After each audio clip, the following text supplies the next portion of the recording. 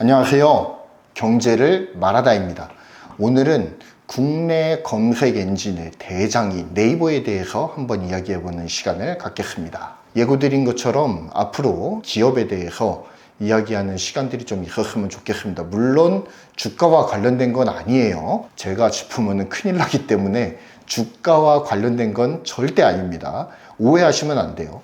미리 밑밥을 깔아두고서 시작하도록 하겠습니다. 네이버의 연매출이 처음으로 10조 원을 돌파했다고 얼마 전에 뉴스가 나왔습니다. 네이버는 한국 최대 검색 엔진을 바탕으로 성장해온 국내 최대 포털 기업이죠. 네이버는 강력한 검색 엔진과 이를 토대로 한 광고 시장, 그리고 이커머스 열풍에 제대로 편승한 네이버 쇼핑, 스마트 스토어, 그리고 라이브 커머스 등을 비롯한 커머스 시장, 그리고 네이버 웹툰을 필두로 하는 콘텐츠 사업을 바탕으로 해서 성장해온 회사이다 라고 보아도 과언은 아닐 것입니다. 이번에 발표된 네이버의 2021년부터 2024년의 매출액과 영업이익을 나타낸 그래프를 다음과 같이 이렇게 살펴볼 수가 있겠는데요. 자, 이 그래프를 보시면 네이버의 2024년 매출은 전년 대비했을 때 11% 이상 성장을 해서 10조 7,377억 원의 매출을 기록을 했습니다. 영업이익 또한 작년 1조 4,888억 원 대비했을 때 32.9% 성장한 1조 9,793억 원을 기록하기도 했습니다. 국내 검색 엔진의 56%를 장악하고 있는 포털의 강자로서 네이버는 지속해서 성장하고 있습니다. 일단 네이버의 작년을 한번 떠올려보죠. 작년을 떠올려보면 약간의 위기가 있던 것이 사실입니다. 일본 관련된 이슈였죠.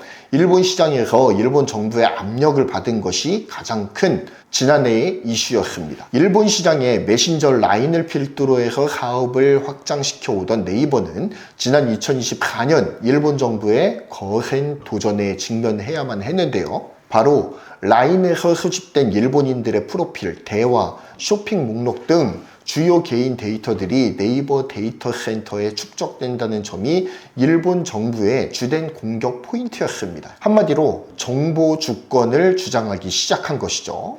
일본 본토에서 네이버 라인의 영향력은 절대적이죠. 80% 이상을 라인이 먹고 있습니다.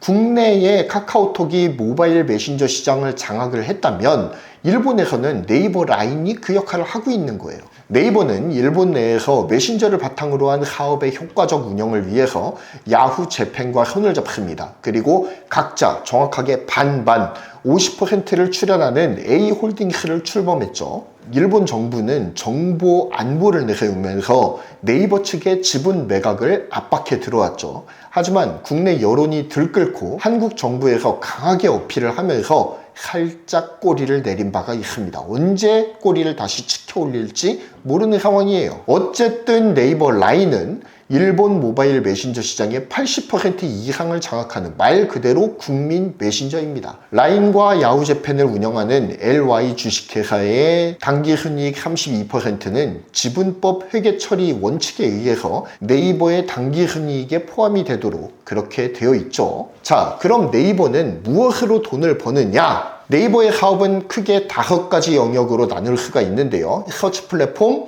커머스, 핀테크, 콘텐츠, 그리고 클라우드, 이렇게 5가지 영역으로 구분을 할 수가 있습니다. 5개의 사업 영역 중 가장 큰 비중을 차지하는 것은 역시 근본이죠. 서치 플랫폼입니다. 애시당초 네이버의 출발점이 검색 엔진이기도 했고요. 아직까지도 가장 큰 영향력을 발휘하는 사업 영역이 바로 이 서치 플랫폼이에요. 물론 구글의 점유율을 상당 부분 빼앗기면서 위기를 맞고 있는 것도 사실입니다. 이전에는 거의 80% 이상을 네이버가 장악하고 있었다면 구글이 안드로이드와 함께 국내에서 정착하기 시작한 이래로는 네이버의 점유율이 50%를 오르락내리락 하고 있는 상황입니다. 어찌됐든 네이버는 국내 특화 플랫폼이라고 하는 이 메리트가 작동을 하면서 적어도 대한민국 안에서는 구글의 공격에 굉장히 선방을 잘하고 있죠. 2024년 기준했을 때 네이버 전체 매출 10조 7,377억 원의 36.8%에 해당하는 3조 9,462억 원의 매출을 올리고 있습니다. 자, 그리고 다음은 커머스 사업이에요. 커머스 사업은 이번에 2조 9,230억 원 매출액을 기록하면서 전체 매출액의 27.2%를 차지를 했습니다. 네이버 스마트 스토어, 그리고 라이브 커머스, 네이버 쇼핑 등이 이 커머스 사업군에 포함이 되어 있어요. 이와 연관이 되어서 이 핀테크도 전체 매출의 14.05%를 차지하고 있죠. 핀테크는 우리가 너무나도 잘 아는 네이버 페이와 관련된 매출이라고 보시면 되겠습니다. 네이버 커머스의 결제를 네이버 페이로 진행을 하고 리워드 또한 제공을 하다 보니 이 핀테크 사업도 커머스 사업의 성장과 함께 동반 성장하고 있다라고 보여집니다. 자, 그리고 네이버 페이는 콘텐츠 사업하고도 연결이 되어 있죠. 그러니까 콘텐츠 사업이 성장하면 성장할수록, 커머스 사업이 성장하면 성장할수록 이 핀테크도 같이 성장하는 구조라고 볼 수가 있겠습니다. 자, 그리고 마지막으로 살펴봐야 될 것이 콘텐츠 사업이죠. 제가 영상에 대본을 쓰고 있는 네이버 프리미엄 콘텐츠도 콘텐츠 사업의 일환이고요. 그리고 라이브 스트리밍 플랫폼인 치즈직도 있죠. 그리고 네이버 TV도 있습니다. 미미하긴 하지만 네이버 TV도 존재를 합니다. 자, 그리고 이러한 동영상 플랫폼이 자리를 잡을랑말랑 하고 있고요. 하지만 네이버 콘텐츠 사업에서 가장 큰 파일을 차지하고 있는 거는 뭐니 해도 웹툰입니다. 네이버 웹툰은 국내 웹툰 시장의 절대 강자로 우뚝 서 있죠.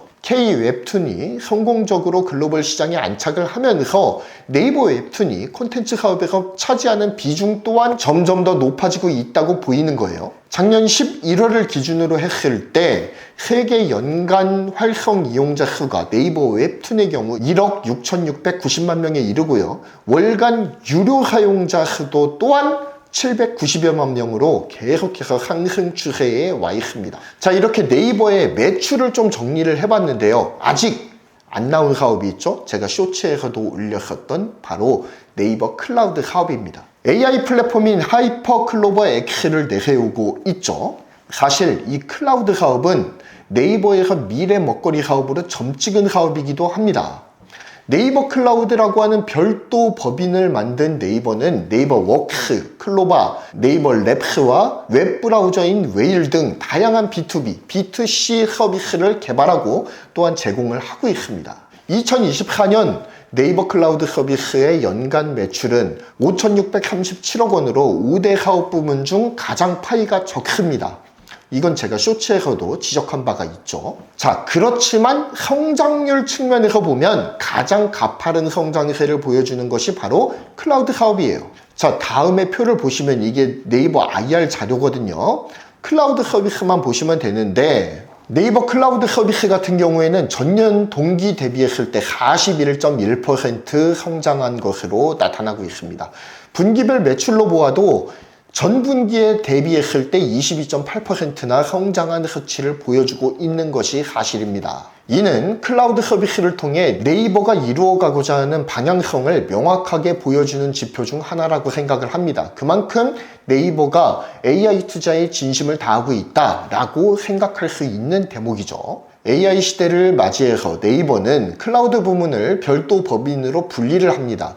그러면서 본격적으로 AI 시대를 대비하기 시작하는 것이죠. 네이버가 가장 적극적으로 준비하고 또한 내세우고 있는 AI 시대의 화두는 바로 소버린 AI입니다. 이는 최근 딥시크를 포함해서 챗GPT, 라마, 제미나이 등 주요 해외 빅테크들의 LLM, 즉 대형 언어 모델 기반의 생성형 AI 서비스 플랫폼에 국내 IT 서비스가 종속되는 현실을 경계하면서 한국의 언어, 문화, 사회적 맥락 등을 반영한 독자적인 AI 언어 모델을 개발하는 프로젝트를 바로 소버린 AI 프로젝트다 라고 부르고 있죠. 네이버는 소버린 AI를 통해서 빅테크에 대한 한국 기업의 종속성을 낮추고 한국 내 AI 관련 데이터와 기술 통제권을 확보하는 것을 주된 목표로 삼고 있습니다. 이런 목표를 가지고 소버린 AI 개발의 성공을 위해 야심차게 내놓은 서비스가 바로 하이퍼클로바이죠. 아직 X까지는 도달하지 않았습니다. 나중에 X도 이야기할 거예요.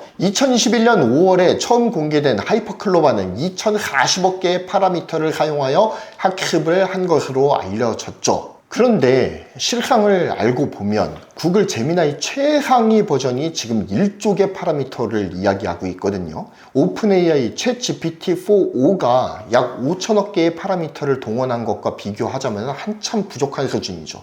게다가 지금 화제가 되고 있는 그로크 3 같은 경우에는 엔비디아 최신 GPU를 약 20만 개를 때려 박아서 만들어낸 모델이에요. 그런데 네이버 같은 경우에는 지금 엔비디아 GPU 몇 개 들어가 있죠? 제대로 된 데이터 센터나 있는가가 지금 의문스러운 상황이죠. AI 데이터 센터를 말하는 겁니다. 그러니까 좀 부족하다는 이야기가 나오는 게 바로 이런 대목들이에요. 어찌됐든 좀 부족한 수준이긴 합니다만 여기에 한국이라는 특수성을 더하고 경량화 알고리즘을 첨가해서 효율성을 기한다면 충분히 경쟁 가능한 수준의 국산 생성형 AI 서비스가 만들어졌다라고 볼 수가 있는 것이죠. 그리고 요즘은 딥시크 같은 경우에도 엔비디아 저사양 GPU 2048개로 만들어낸 모델이잖아요. 이런 거 저런 것들을 한번 따지고 보면 네이버가 아주 경쟁력이 없다라고 볼 수만은 없는 상황이기도 합니다. 자, 그리고 네이버는 하이퍼클로바에서 만족하지 않았죠. 2023년 8월에 약 3천에서 4천억 개 파라미터를 활용하는 파라미터 수가 좀 더 증대됐습니다. 자, 어찌됐든 모델 규모를 훨씬 더 키워낸 하이퍼클로바 X를 공개하기에 이르죠. 자, 여전히 외국 모델들과 비교했을 때는 부족한 부분들이 많습니다. 하지만 적어도 한국어 모델에 대해서는 챗 GPT-3와 비교했을 때 4나 4 오라이온 그런 버전이랑 비교하는 게 아니라 GPT-3에 비교했을 때 6,500배 이상을 학습을 했다라고 알려져 있죠. 자, 그런데 4로 넘어가게 되면 상대가 불가능합니다. 자, 어쨌든 그러면서 이 하이퍼클로버 X가 한국어 관련 서비스에서는 경쟁력이 있다라는 기대감을 심기도 했죠. 물론 아까도 말씀드렸지만 소버린 AI의 꿈을 이루기엔 이 하이퍼클로버 X가 부족한 점이 많은 게 사실입니다. 파라미터 수도 부족하고요. 그리고 절대적인 데이터 센터 용량 또한 부족한 것도 사실이에요. 하지만 네이버에서 계속 관련 기술들을 고도화시키면서 여러 개발과 최적화를 거치고 있기 때문에 기대하는 마음으로 좀 더 기다려볼 필요가 있습니다. 자, 이제부터는 네이버 AI에 대한 저의 생각을 좀 말씀을 드리려고 하는데요. 한마디로 정리를 해보자면 이겁니다. 투자는 하는 것 같은데 가시적으로 드러나지는 않는, 한마디로 말하면 눈 가리고 아웅하는 것 같은 네이버 AI라는 그런 뉘앙스가 강한 것 같아요. 자, 지금부터는 철저하게 저의 뷰입니다. 전문가의 뷰가 아니라 틀릴 가능성 99.9%인 저의 뷰라는 사실 잊지 마시고 그냥 흘려 들으시면 되겠습니다. 자, 네이버 AI가 차세대 먹거리로 설정하고 적극적으로 뛰어드는 모습을 보여주고 있다라는 것만으로도 어찌됐든 조금은 희망은 있다 라는 생각이 듭니다. 그리고 또 카카오가 또 카나나로 뛰어들었죠. 네이버가 뛰어드니까 계속해서 경쟁자들이 뛰어들면서 한국어 거대 언어 모델에 대한 이 시장이 점점 더 파이가 커지고 있는 모습을 보여주고 있다. 이것에서는 희망적이라고 볼 수가 있겠다라는 생각이 듭니다. 하지만 네이버가 AI에 적극적으로 투자하고 있다라고 보기에는 그 변화가 너무나도 미미하다는 데에 문제가 있습니다. XAI 보세요. 그냥 데이터 센터 지워버리잖아요. 엔비디아 GPU 20만 개 동원해가지고 거대 데이터 센터 지워버리지 않습니까? 물론 테슬라나 X가 가진 자본의 규모랑 네이버가 가진 자원의 규모랑 같을 수는 없겠죠. 하지만 가용할 수 있는 최대한의 그 파일을 동원을 해서 AI에 쑤셔 박아야 되는 거 아니냐라는 겁니다. 그냥 제가 이야기하고 싶은 건 그거예요. 일반 사용자들이 네이버를 어떻게 여기고 있죠? 여전히 네이버를 검색 엔진 혹은 커머스, 웹툰 보는 데 사용하고 있어요. AI를 활용하는 데에 네이버를 활용하지 않고 있다라고 하는 것이 가장 큰 문제입니다. 제가 봤을 땐 그래요. 네이버가 시장에서 어떻게 포지셔닝이 되고 있느냐 라고 하는 거죠. 챗 GPT 3.5가 처음 나왔을 때 구글이 타겟이 되어서 막 주가 하락하고 난리 났던 적 있지 않습니까? 막 비상사태 선언하고 그랬었잖아요. 그게 왜 그랬느냐? 사실 솔직히 말하면 챗 GPT 3.5가 나왔더라도 구글은 비상사태 선언할 만한 그런 건덕지는 없었어요. 왜냐? 해당 기술 자체가 구글에서 개발한 트랜스포머 모델에 기초를 하고 있기 때문에 원천 기술이 구글한테 있었다니까요. 그럼에도 불구하고 구글이 난리 났던 이유가 뭐예요? 구글은 AI 기업으로 포지셔닝 되어 있지 않다라는 거예요. 그러니까 챗GPT가 저렇게 치고 나오면 구글은 도태될 수밖에 없다. 그러니까 와장창 자원 투입해가지고 제미나이 바로 내버리잖아요. 그런 겁니다. 시장의 포지셔닝이 어떻게 되어 있느냐에 따라서 우리는 네이버를 AI 기업으로도 볼 수 있는 거고 그냥 검색 포털로밖에 보지 않을 수도 있다는 거예요. 그 둘의 차이는 어마어마한 것이라고 생각을 합니다. 시장에서는 네이버를 확실하게 검색 엔진, 커머스, 웹툰 이렇게 뿌리가 박혀 있어요. AI 서비스가 곳곳에 녹아들어 있을 겁니다. 분명히.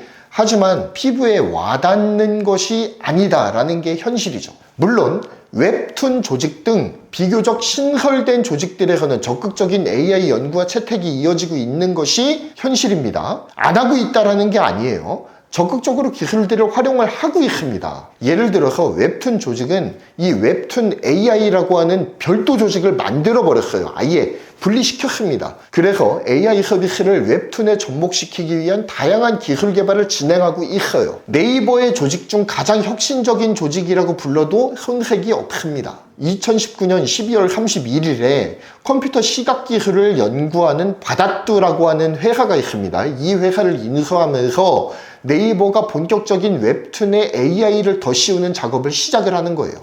이후 2022년 2월 1일에 네이버 웹툰은 웹툰 AI 조직을 따로 분리를 시킵니다.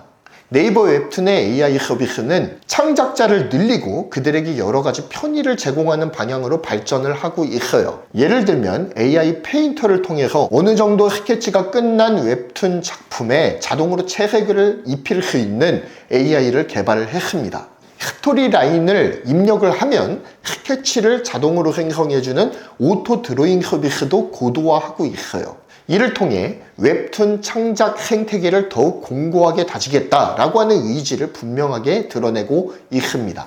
자, 이렇게 웹툰 서비스에서는 적극적으로 AI 기술들을 연구하고 적극적으로 차용을 하고 있습니다. 자, 그런데 이와는 달리 네이버의 다른 서비스들에서는 AI 흔적을 찾아보기가 쉽지 않아요. 특히 아직까지도 네이버의 주력 사업이 뭐라고 그랬습니까? 검색 엔진이에요. 서치 플랫폼입니다.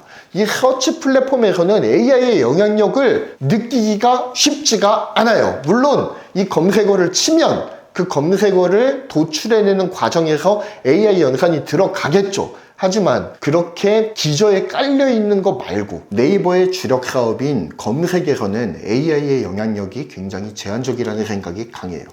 네이버에서 내세우고 있는 AI 검색 엔진이 뭡니까? 큐죠. 정말 네이버가 AI를 미래 먹거리로 선정했다라고 한다면 기존 검색창보다는 큐를 전면에 내세우거나 아니면 따로 분리해가지고 별도의 서비스로 관리를 한다든지 그런 과감한 시도가 필요했다고 봅니다. 물론 첫 술에 배부를 수는 없죠. 하지만 네이버가 지난날의 사업 방향을 완벽하게 전환을 해서 AI 중심으로 사업을 재편해 나가겠다라고 선언을 하고 또한 재편하고자 했다면 바탕 화면에서부터 완전히 확 바뀌어야 되는 거 아니냐라는 거예요. 우리 AI로 갑니다 라고 했으면 바탕 화면에서부터 그 의지가 드러나야죠. 사실 대중들은 메인 페이지에 뭔가 아이콘 하나가 못 보던 게 생겨났다라고 해가지고 그것에 관심을 두지 않습니다. 적어도 눈에 확 띄도록 포털 메인 화면에 가장 큰 영역을 할애해서 큐를 집어넣던지 아니면 AI 알고리즘으로 사용자들이 어떤 페이지에 가장 많이 오랜 시간을 랜딩하는지를 파악을 해서 아예 거기에다가 AI 검색창을 박아버리는 거죠. 그 정도의 모험은 감행했어야 되는 거 아니냐라는 생각이 드는 거예요. 하지만 현재 네이버의 대문에 Q의 아이콘이 어떻게 표시되고 있습니까? 검색창 우측면에 정말 작게 들어가 있어요. 우리 AI 해요 라고 이렇게 표시하고 있습니다. 또한 기존 검색 엔진 기반의 검색 결과는 여전히 유지하고 있어요. 네이버에서 검색 딱 때리면 뭐부터 나오죠? 스폰서 링크부터 나오잖아요. 스폰서 링크, 뉴스, 파워블로거 이 순으로 검색이 쭉 이루어진다 이거죠. 한마디로 얘기해서 네이버는 검색 광고 시장을 절대 포기할 생각이 없습니다. 기존 사업 그대로 쭉 영위해 나가겠다라는 거예요. 기존의 수익 모델을 쭉 유지하면서 우리는 AI 하고 있어요 라고 흉내만 내겠다라는 것과 별반 다르지 않다라고 저는 생각합니다. 한마디로 얘기해서 지금 상황에서 제가 느꼈을 때는 네이버에서 이 AI 사업이라고 하는 것은 곁다리 흙기다시에 지나지 않는다라고 생각이 드는 거죠. 하지만 아예 처음부터 AI 검색으로 출발했던 AI 검색 엔진의 대장이라고 불리는 이 퍼플렉시티의 메인을 한번 보신 적이 있을 거예요. 한번 보여드릴게요. 이거거든요. 퍼플렉시티는 굉장히 주목받는 AI 기반 검색 엔진입니다. 하지만 다분히 조직 크기가 작은 스타트업이에요. 사실 여러 경로에 돈 나올 구멍이 있는, 그래서 연간으로 1조 이상의 영업이익을 거두고 있는 네이버와 비교하기가 어려운 조직이 퍼플렉시티입니다. 광고가 필요하다면 네이버가 더 필요할까요? 퍼플렉시티가 더 필요할까요? 두 말 하면 잔소리죠. 퍼플렉시티가 광고가 훨씬 더 절실할 겁니다. 그런데 메인화면 퀄리티를 둘이서 한번 비교를 해보자 이거예요. 네이버는 검색 엔진만 있는 게 아니죠. 포털이죠. 그러니까 각종 광고, 뉴스, 커머스 막 여기저기 막 덕지덕지 붙어 있어요. 한눈에 보기에도 어질어질하죠. 하지만 퍼플렉시티 메인 보십시오.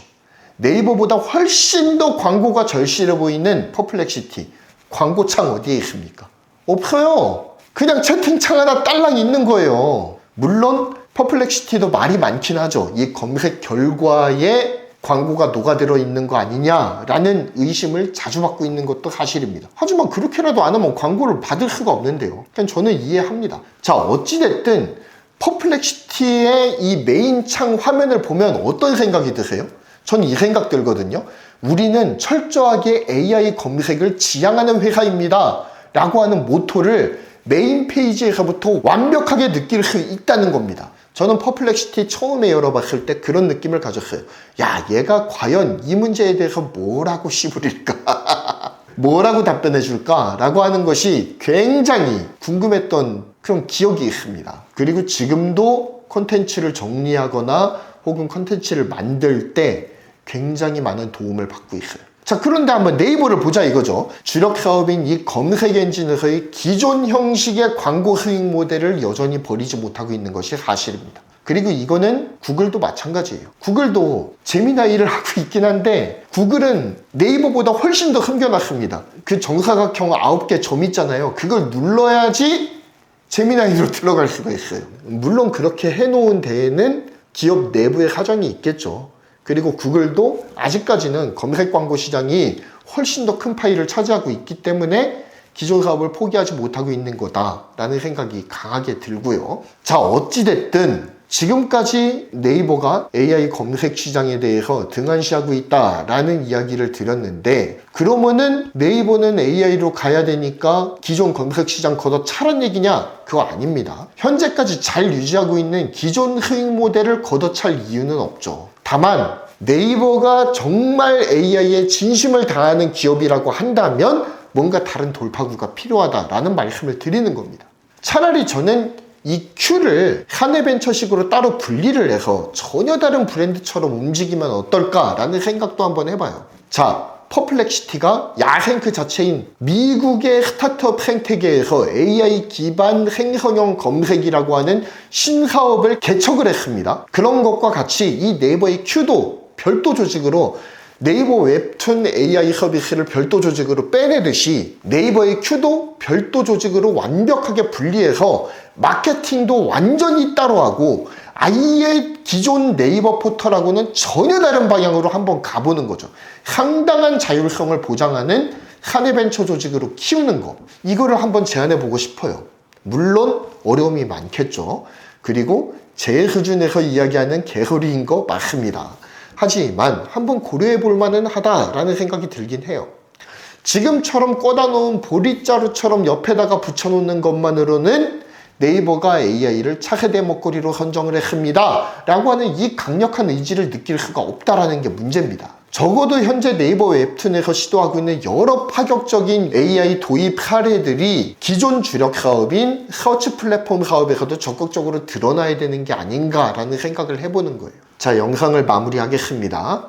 네이버는 명실상부 국내 최고의 AI 기업입니다. 그들이 보여준 소버린 AI는 한국 토종 거대 언어 모델의 가능성을 보여준 매우 좋은 사례다라는 생각이 듭니다. 하지만 딱 거기까지만 나가는 느낌이 강하다는 느낌을 지울 수가 없어요. 한 걸음 더 나간다라는 느낌을 아직까지는 받지 못하고 있는 것 같습니다. 마치 아직까지는 우리 AI 사업하고 있어요 라고 보여주기 식으로 하는 데에 지나지 않는다라는 아쉬움이 진하게 몰려드는 게 사실입니다. 네이버가 진짜 AI의 진심이라는 인식을 심어주는 가장 눈에 띄는 방법이 뭘까요? 메인 페이지를 확 바꿔버리는 거예요.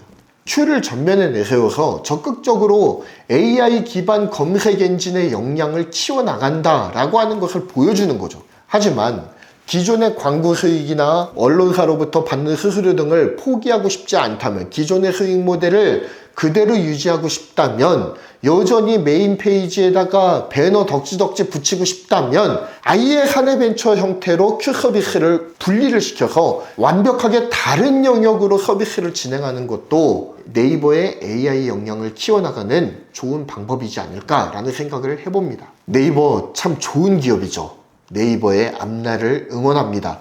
네이버의 AI 서비스 역량도 계속적으로 확대되기를 기대해 봅니다. 그리고 지금의 상태로는 약간 부족하다, 조금 더 분발해 달라고 하는 그런 주문을 하면서 오늘의 영상을 마무리하겠습니다. 감사합니다. 구독, 좋아요, 그리고 알림 설정 부탁드리겠습니다. 감사합니다.